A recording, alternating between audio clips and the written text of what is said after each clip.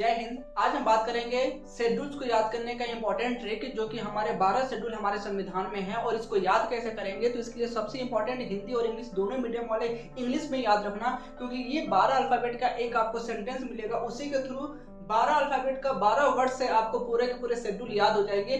और ये क्वेश्चंस आपके बहुत बार एग्जाम में पूछा गया है कि इस शेड्यूल में किसका जिक्र किया गया है। तो इसका ट्रिक जो है वो है आपका टीयर्स ऑफ ओल्ड पीएम। मतलब ये 12 अल्फाबेट का आपको एक सेंटेंस दिखाई दे रहा होगा, जिसमें आपको जो फर्स्ट शेड्यूल आपका है वो आपका है टेरिटरी, यानी टी फॉर होता है आपका कि भारत का लैंड कहां से कहां तक है। सेकंड आपके स्केड्यूल से इसमें है वो आपका ई फॉर इमोल्यूमेंट्स, मतलब किसको कितना आपका वेतन दिया जाता है, यानी जितने भी संवैधानिक पोस्ट है उन सबका वेतन का जिक्र आपका किया गया है सेकंड शेड्यूल में। उसके बाद ए फॉर होता है अफर्मेशन, यानी ओथ किसको कौन दिलाएगा, इसकी बात किया गया है शपथ का थर्ड शेड्यूल में। फोर्थ आपका है राज्यसभा, राज्यसभा के सीटों का एलोकेशन, कितने सीट किस राज्य से आएंगे उसका जिक्र किया गया है आपके फोर्थ अनुसूची में। उसके बाद आपका आता है पांचवी आपका एस पर होता है आपका शेड्यूल्स एरियाज, यानी शेड्यूल एरिया भारत में कहां कौन सा शेड्यूल एरिया है उसका जिक्र किया गया है 5वीं अनुसूची में। छठा आपका आता है टीयर्स के बाद ओ फॉर होता है अदर शेड्यूल एरिया।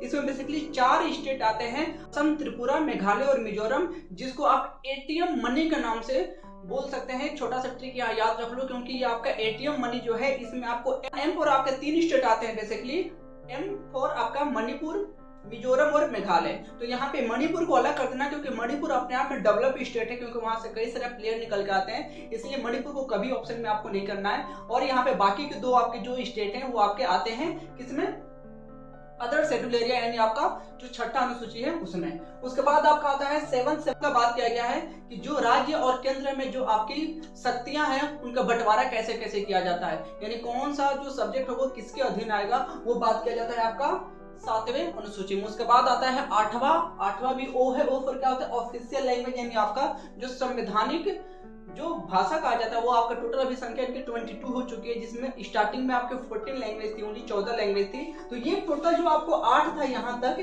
ये आपके 8 आपके शेड्यूल दिखाई दे रहे हैं, यही आपकी स्टार्टिंग में थे हमारे संविधान के बनने तक। उसके बाद आपके 4 को ऐड किया गया था। एल फॉर आपका लैंड रिफॉर्म्स, यानी भूमि अधिग्रहण कैसे कैसे होगा। 10 फॉर आपका डिफेक्शन मतलब दल बदल कानून। तो दल बदल कानून यहाँ पे कि कोई दल का मेंबर कोई किसी और दूसरे दल में जाके मिल जाता है। उसके बाद आपका 11 था panchayati system, P for panchayati system, और एम फॉर था आपका म्यूनिसिपल कॉर्पोरेशन यानी म्यूनिसिपालिटी।